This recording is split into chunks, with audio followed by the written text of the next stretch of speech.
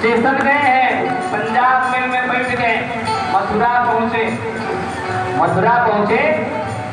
तो वहां ऑटो वाला आवाज देता है, राधे वृंदावन चलोगे। हमने दक्षिणा दिया और ऑटो की सवारी किए। ऑटो वाला लाके अटल्ला चौकी पर उतार दिया और अटल्ला चौकी पर जैसे उतरे तो वहां रिक्शा वाला ने आवाज दिया, राधे बांके बिहारी चलोगे। हमने तुरंत पैसा निकाला और रिक्शे वाले को दिया।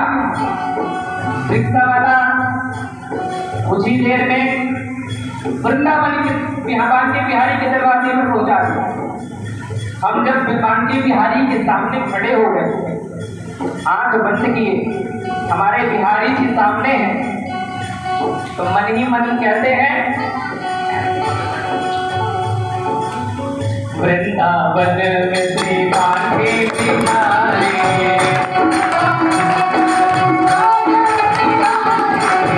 वृंदावन में श्री बांके बिहारी, बांके बिहारी मेरो बांके बिहारी।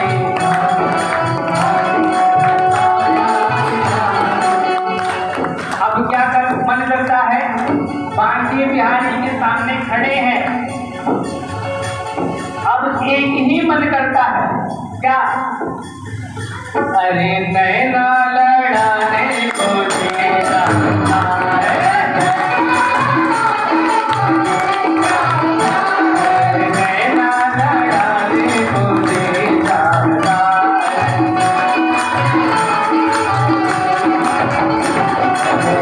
मेरा गाने को जी चाहता है।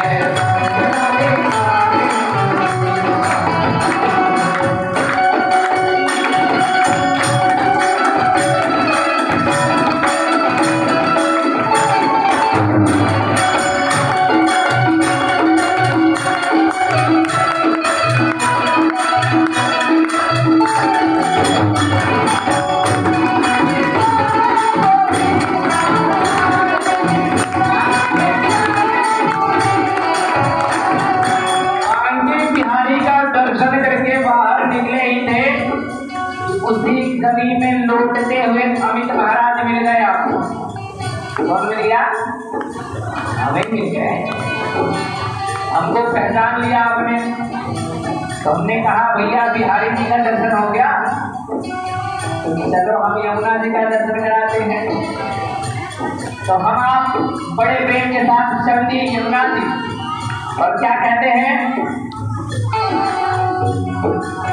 वृंदावन में श्री यमुना महरानी, वृंदावन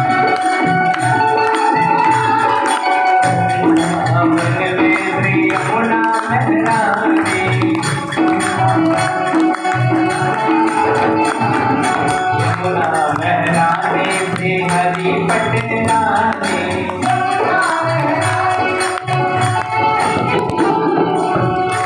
अमित महाराज ने कहा, भैया अब यमुना जी के पास आ गए हो, अब देरी मत करो, कपड़े उतारो और कूद जाओ। तो क्या मन करता है, अरे गोता लगाने को चेता है, गोता लगाने को चेता है,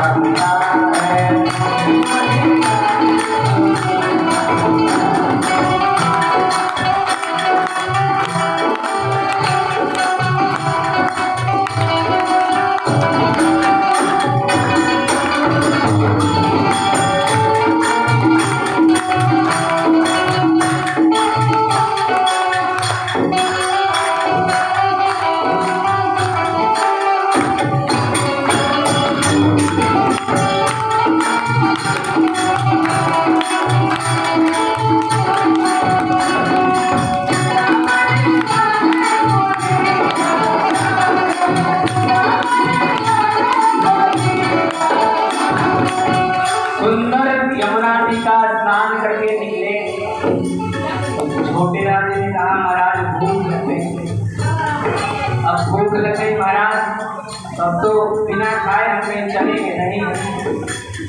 तो वृंदावन एक ऐसी नगरी है, वृंदावन एक ऐसा धाम है जहाँ कोई भूखा नहीं सोता, जहाँ प्रत्येक दिन 10,000 भक्त वृंदावन में भंडारा पाते हैं। हम लोग यमुना जी से आगे बढ़े, संतों की भीड़ लगी थी, भंडारा चल रहा था, भूख लगी थी, और जैसे ही भंडारा दिखा तो महाराज अब तो मन करने लगा पहले प्रसादी पाले, पर कैसे पाए? संत बैठे हैं, बड़े प्रेम से हम आसन में संतों का आदर, और लग गए प्रसाद चलाने।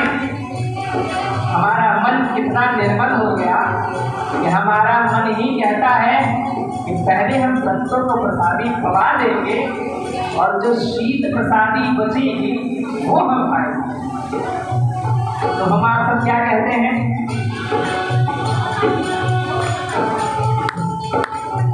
वृंदावन में संत बहुत हैं,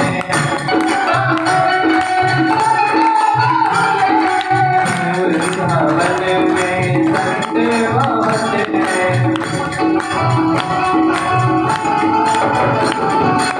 संत बहुत हैं, भक्त बहुत हैं, प्रसादी खाने को जी जाता है, सामने जाने को जी जाता है, आगे नहीं जाने को जी जाता है, सामने जाने को जी जाता है।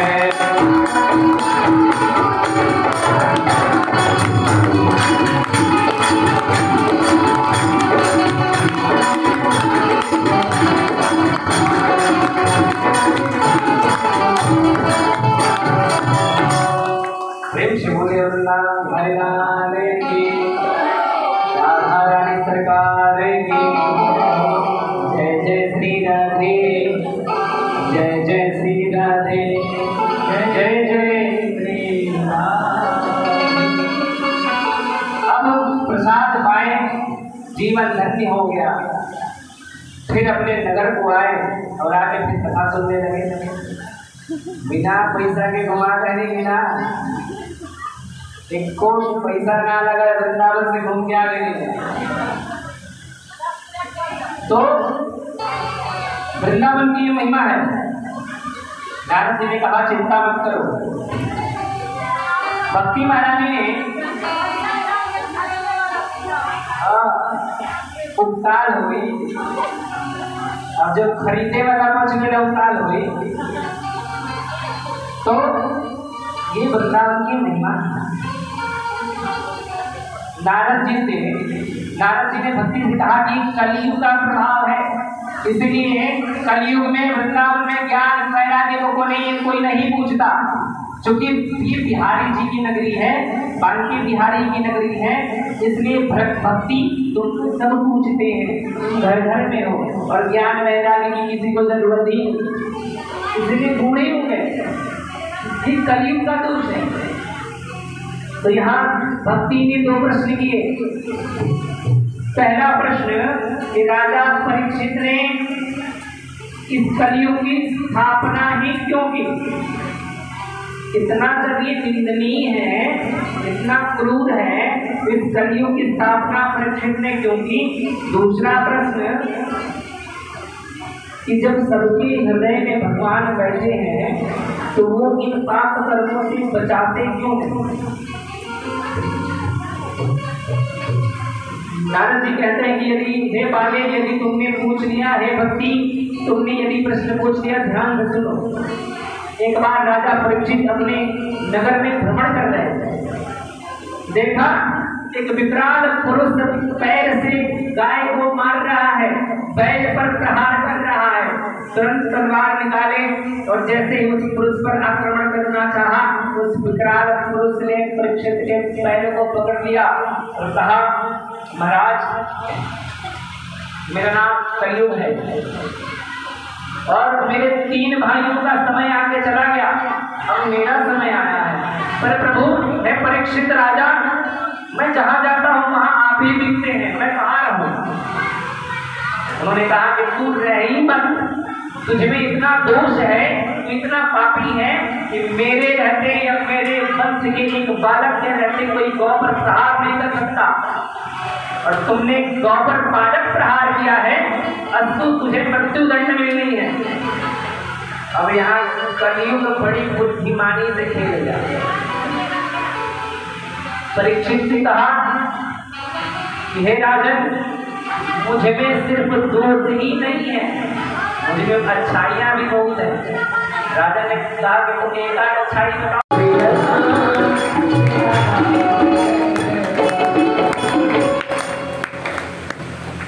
बाबा कहते हैं कलयुग केवल नाम आधार, सुमित सुमित का रूप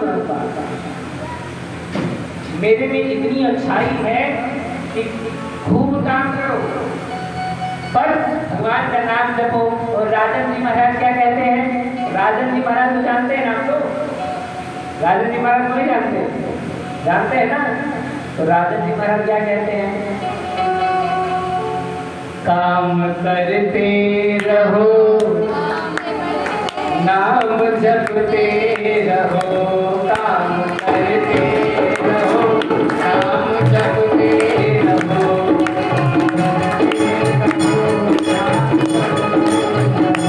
काम करते रहो, नाम जपते रहो,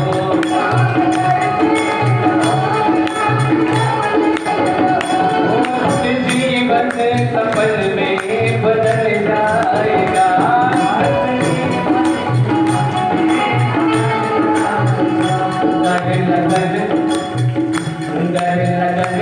सच्ची भगवत से लग जाएगी,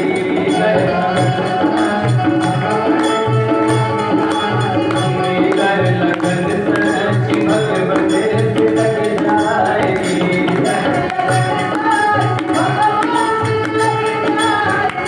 मेरा नाम संभल जाएगा।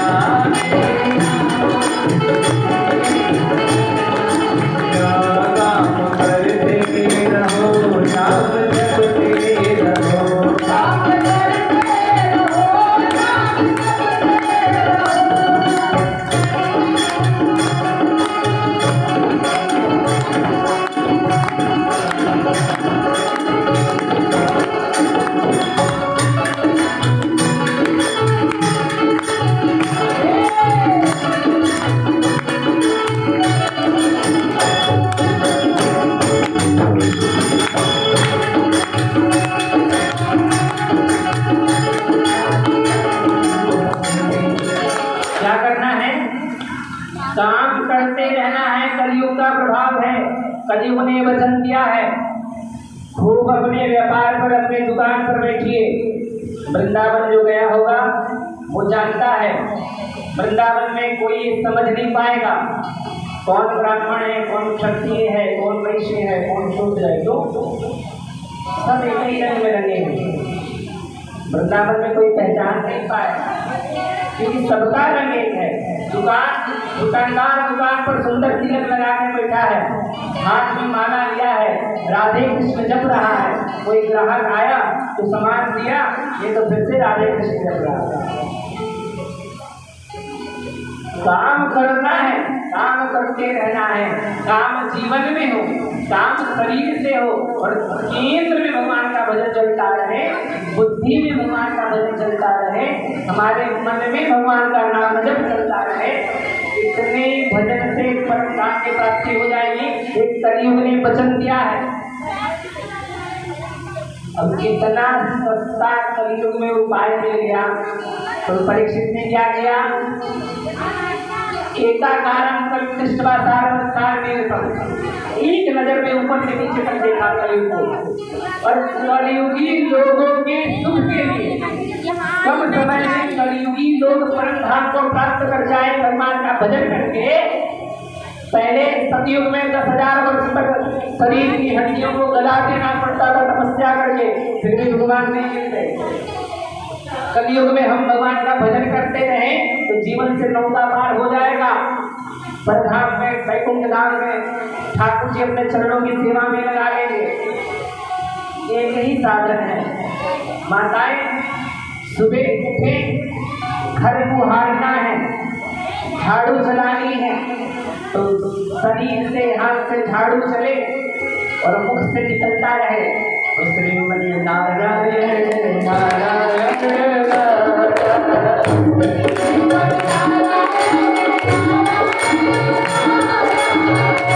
लक्ष्मी नारायण नारायण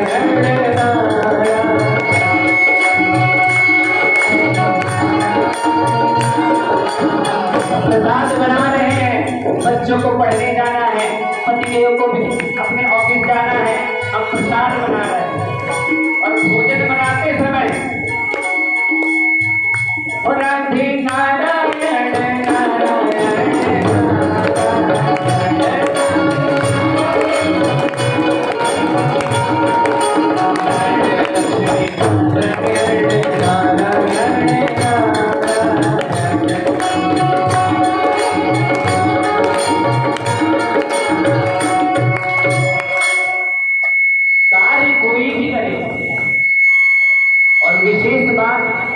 ये समझनी है कि जो माताएं हैं बैठी हैं, आप जब भोजन बनाएं तो डिस्को वाला गाना ना सुने, डिस्को वाला गाना सुनते ही सभी भोजन बनाओ नहीं, जे खाता है सब डिस्को में चल जाता है। तो भोजन क्या है? प्रसाद है, और प्रसाद को बनाते समय भगवान का भजन करें। जब आप भगवान का भगवत भजन करते हुए प्रसाद बनाएंगे, अमृत हो जाएगा। अमृत जो जो पाएगा, कई फायदे, स्वस्थ रहेगा, बुद्धि भ्रष्ट नहीं होगी, घर में मारपीट नहीं होगा, बच्चे संस्कारी होंगे। इस उदाहरण के लिए समझिए, एक दिन हलवा बनाई खाए खाली, एक दिन हलवा बनाई सत्यनारायण कथा का। जिस दिन सत्यनारायण कथा का हलवा आप प्रसाद बनाएंगे, उस दिन वो इतना दिव्य अमृत बनेगा, तो थोड़ा सा गिर जाता है तो मैंने मतलब उठा के खा ले। क्यों? उसमें भक्ति प्रवेश कर जाता है, भाव प्रवेश कर जाता है। इसलिए ऐसा नहीं कि जब भोजन का सामग्री बनाए तभी भगवत भक्ति करें।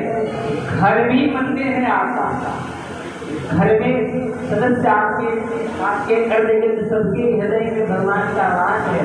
आप ये समझिए, मेरे बच्चों के रूप में भगवान को प्रसाद बना रही हूँ, अपने पतिदेव के रूप में भगवान को प्रसाद बना रही हूँ। और ये विचार करते हुए जब प्रसाद बनाए तो संसारिक चिंताओं से मन को खींचकर भगवत भजन में लगाकर प्रसाद को बनाए, वो प्रसाद नहीं अमृत बनेगा।